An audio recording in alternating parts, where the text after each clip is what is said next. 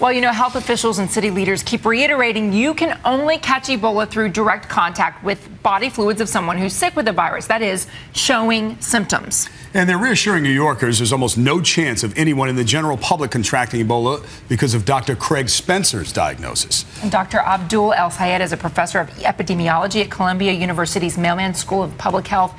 And we're getting in a lot of questions about Ebola, as you can imagine right now, because of what's happening. One of them, Dr. El-Sayed, is from Deanna Akes. She writes, I want to know how a doctor who allegedly knows how to be protected against this virus got infected. They tell us it's so hard to catch, so how's it happening? Well, you have to remember the process of medical care means that you are literally touching patients, and in that respect it's very difficult to come away with something like this, but even then we have to remember our doctors are protecting themselves with a lot of protective gear, but it's very difficult to put on and off, and it's been covered substantially in the media that some of these challenges can lead to unfortunate infections. But that's what happens when people put themselves in harm's way and are willing to take care of patients with this disease. Doctor, very often people are just hearing headlines. They're hearing that he took 3 different subway lines. They're hearing that he went to a couple of restaurants, and they're wondering about his bodily fluid component and contamination. Anne-Marie Stevens-Beekman writes, what about when an infected person sneezes? Their saliva droplets fly everywhere for everyone to breathe in, touch, etc.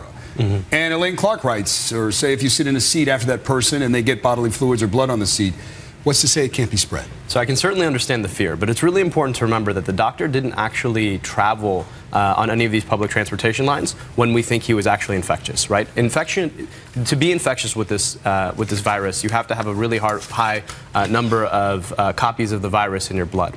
And when that happens, the body reacts by causing a fever. So really, it wasn't until he had the fever that he had enough of the virus in his blood to actually be able to infect anybody. So even though he was riding the subway, even if he sneezed, it's highly unlikely that there was any real virus in those bodily fluids, because at this point, he wasn't showing symptoms. And by the time you're that sick where it might be a problem, you probably are not even able to get on the subway. Is that right? Exactly. And you know, we have to remember that on Thursday morning when he started to feel sluggish, the first thing that he did was come to medical attention.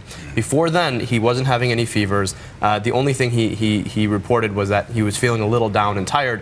I think it's a little difficult for us to attribute that directly to the virus itself. So there's very little fear that he would have infected anybody on the subway or on the taxi. And we learned today he had taken his temperature on Wednesday, the day before, and no fever. No fever. Yeah. Governors Cuomo and Christie are saying that they're now going to quarantine even healthcare workers who come back from West Africa showing no symptoms, but if they have dealt with Ebola patients, they will undergo mandatory quarantine.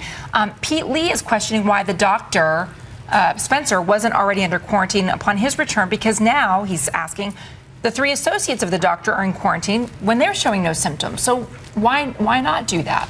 So unless the index patient, so in this case Dr. Spencer, was showing symptoms, there's no way of knowing whether or not he actually had the disease. However, we do know that at this point those who have come in contact with him are substantially higher risk, and it does make sense at this point, when we know that disease has occurred in that index patient, to quarantine them. One of the things we have to also consider, though, is that even as we want to protect ourselves in the United States from this very deadly virus, we have to remember that there is an epidemic raging in West Africa, and the likelihood of more patients coming here is a function of how many cases there are in West Africa. So we don't want to do things that are going to keep healthcare workers from being able to fight that epidemic there, and that really is the danger of something like a quarantine. Now, if I, as a medical professional, want to go and take care of people in West Africa with Ebola, and I know I'm going to get slapped with 21 days in quarantine when I get back, even if I'm not sick, that's going to decrease my likelihood of doing that. Or maybe you fly through Atlanta.